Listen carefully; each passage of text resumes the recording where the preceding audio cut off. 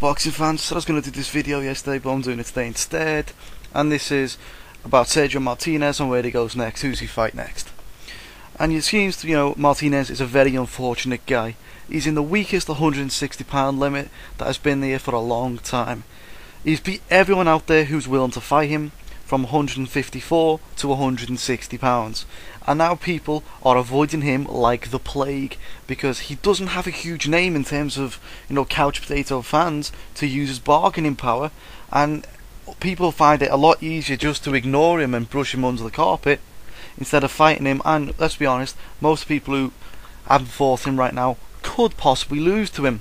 He started his career at 147 pounds, but at the age of 37 he can't drain himself down to that weight. He was a bit ineffective out there. He took a lot out of him down at 147 in terms of power. The people who fought him were made for him and stuff like that.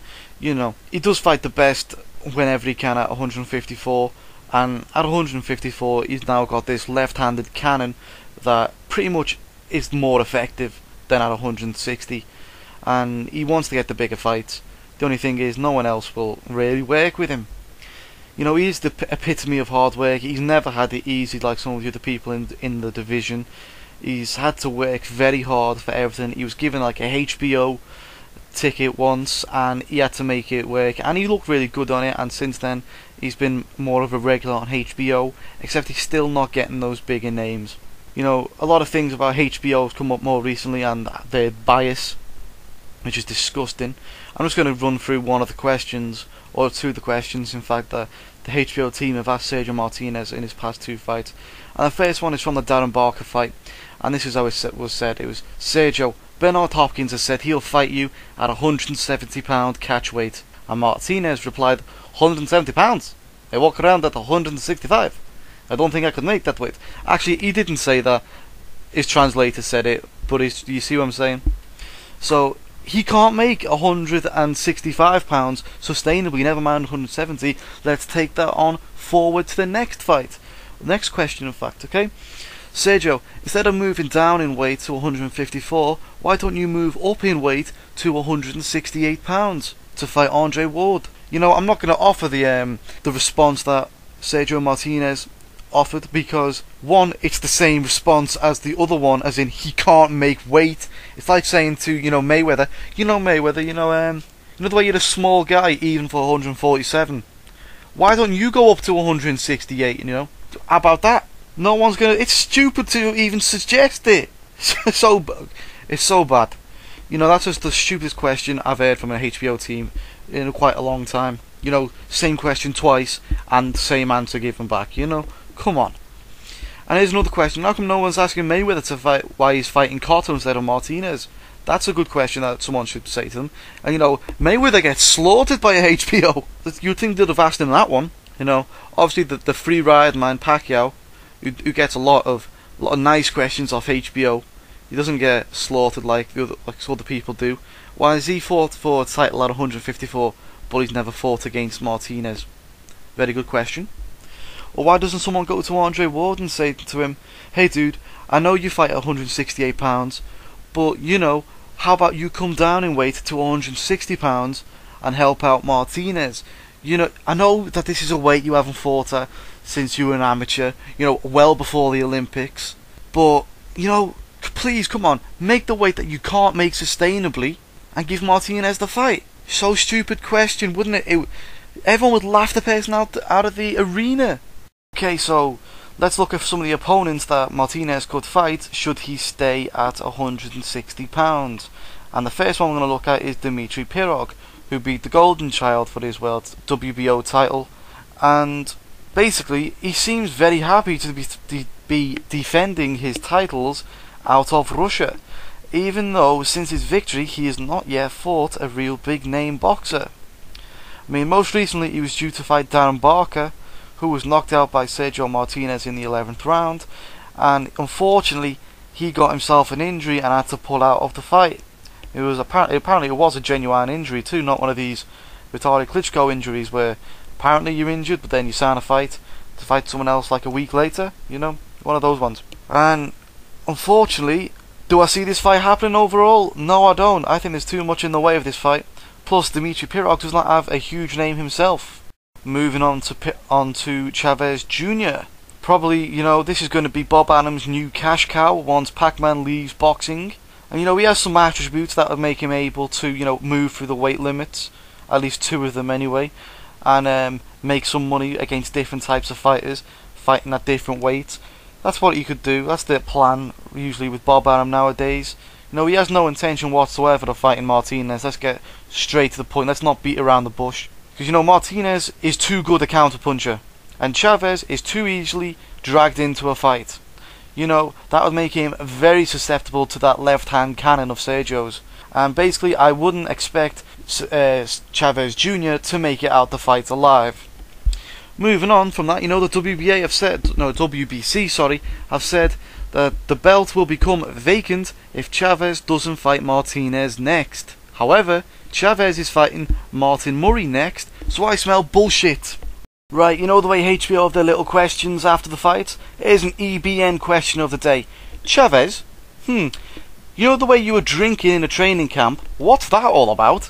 And considering you're supposed to be a fucking role model, why didn't you get your fucking drunk ass in a taxi and stop your drunk ass driving home? Moving on now from Chavez Jr. to Daniel Geale, because Chavez Jr. actually pisses me off, good lord. Moving on from him now, I don't know much about Geale, he beat Sylvester in Germany, that's what I do know, for the belt, and since then he's defended it twice in Australia, most recently against Osumanu Adama, from Ghana. I don't really know anything about that opponent, I wonder if this guy is willing to travel. So if he is willing to travel, maybe that fight could happen. Or maybe Martinez should do the travelling anyway, because if you want to grow your name, the quickest way to grow your name is by word of mouth, isn't it? You put yourself about a bit, people are going to take notice. Moving on to Geale, and moving on to just another one of those title holders at £160. And I'm going to end it here with Felix Sturm, He's clearly at the end of his career, and a fight with Martinez would be the best for both people, really. Martinez gets a name on his record, a good name on his record from previous years, and he gets to fight a guy out there who's got a lot of fans in Europe, well, in Germany anyway. Felix Sturm has been on top for a long time. He gets the big money fights if he wants them in Germany, and basically Martinez has fought in Germany before, so that shouldn't be a hard fight to make in reality. Maybe if Sturm went to America, they could possibly make it, but they'd have to give a lot more money to Sturm, I think. He doesn't like the US, because last time he went there, he was robbed, gutted. I think for this fight for Sturm would be the icing on the cake if he were to win, in terms of his career overall. But if he doesn't win, we all know he's past it anyway, so Martinez would get a name. Martinez would get another belt under his name. He'll get more international fame, more money. Everything is good, and Sturm will get money. It's best for both guys. This is the best option fight for me for the next fight. I can see this fight happening. Other guys, I'm going to go through another challenger from the division. There's that Peter Quillen, or Kid Chocolate, yeah? He talks a good fight on Twitter, he really does. But when it comes down to it, he's fighting Winky right next, who hasn't been relevant since 2005. So I think that underlines his intentions right now about the world scene, and he's not going to be fighting no Sergio Martinez in the near future. Mind you, saying that at age 28, if he's not ready now, is he ever going to be ready for Sergio Martinez? And I don't see anything from him that would suggest that he could beat Sergio Martinez, to be perfectly honest. But I've got to say that that's the truth in my opinion. Other guy, Irish Andy Lee, I think he's the mandatory to the WBC, so they could make that fight. However, he doesn't have a huge name, but that being said, his name is Irish Andy Lee, and there are a lot more Irish in the world than there are in Ireland, so there'll be a lot of people who would have an interest in that fight. Quick thing to consider, obviously Andy Lee doesn't have a brilliant chin and has been stopped before, and someone with a devastating left hand like Sergio would spell trouble for Andy Lee throughout the fight. Let's say that Sergio Martinez actually moves down to £154. A name that he could fight at 154 would be Miguel Cotto. This makes sense in terms of Miguel Cotto's now facing Mayweather. If he loses, where does he go? He'd be looking for another chance at £154 because you can't make anywhere lower and can't make anywhere higher. and Sergio Martinez is the biggest name, the biggest amount of money, the biggest draw, so that would make more sense in theory. However, another guy who would probably be interested in fighting Miguel Cotto would be Saul Alvarez. Now, Miguel Cotto has been quite safe at 154 pounds so far in his career, facing, let's say, hand-picked opponents maybe, you know. And let's go back to Mayweather. Now, he's not going to beat Mayweather in reality. We can't say he will. There's always a chance, but it's not a betting chance anyway, you know.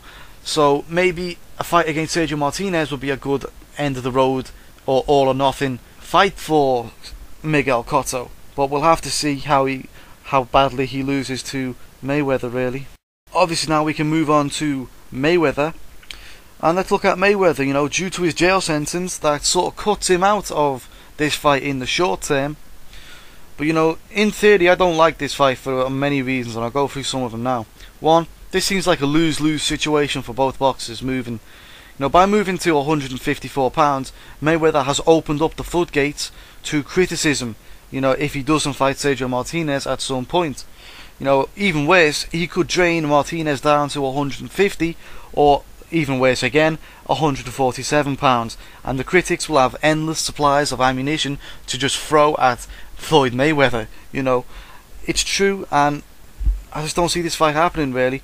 You know, it would be a great fight if it could happen, but I just don't see it happening. You know, people have to look at the size difference. Number one, Floyd isn't known for taking huge risks, and only recently in his career is he fighting guys who are the same size, if not bigger than him. In other words, Victor Ortiz is the only one who's been bigger than him more recently. So fighting a guy like Sergio Martinez will be a huge change in his mentality, at least, because he's fighting a guy who's bigger than him. He's got much more power in both hands, especially that sneaky left hand than Mayweather. And, you know, he could put down a rhino with that punch. See, I don't know, I don't think this fight, stylistically, would this fight be a good fight, you know. We've got two counter punches on the back foot. It may be like Juan Manuel Marquez versus Floyd Mayweather all over again, which, FYI, for a neutral like me, I didn't think it was a good fight. Okay, so just damage limitations here. You know, before all the flowing was, I can feel them typing right now, typing. You see, I don't think that Martinez will beat Mayweather anyway. I'm just saying it's a huge risk that Mayweather doesn't usually take anyway. Moving on to Pacquiao now, and basically what do we know about Manny Pacquiao? You know, realistically, he can't make, you know, 150 pounds at all. He can just about make 147. He's got to eat a whole load of shit and probably put his keys in his pockets on the weigh-in day just to make weight. He cannot make that weight, in my opinion. You know, that's just stupidity, in my opinion, if he tries to make a fight with Sergio Martinez.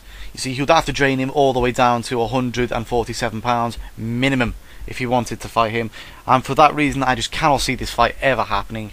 Plus the difference being that Martinez would have the power to not just beat Manny Pacquiao, in my opinion, but he would knock him out of the ring and into orbit. He would make, basically, he would be a moon of the earth if he got hit with that left hand. Lastly, I'm going to end this with two of the other lineal champions. You know, there's obviously Saul Alvarez, but he will have no intention of fighting Martinez. Golden Boy Promotions wouldn't risk their future Mexican legend for basically a fight that a lot of people probably would think that he cannot win against Sergio Martinez, because Sergio Martinez has a lot more in experience, power, and basically at this point in his time, stamina as well. He looks a lot better than him. You know, other guy, Cornelius Bundridge, IBF champion, he's not done anything in a very long time, so that is a fight that could happen. You know, I would say that is a good fight that could happen should he sort out his problems that he's got, different problems he's going through right now. He could get a fight with Martinez. That would be a lot of money for him at his advanced age, and literally, if he wins, he's well known and he can fight anyone pretty much he wants in you know, 154 to 147. But still, you know, you've got to try and make that fight. That's a good fight that I could see happening.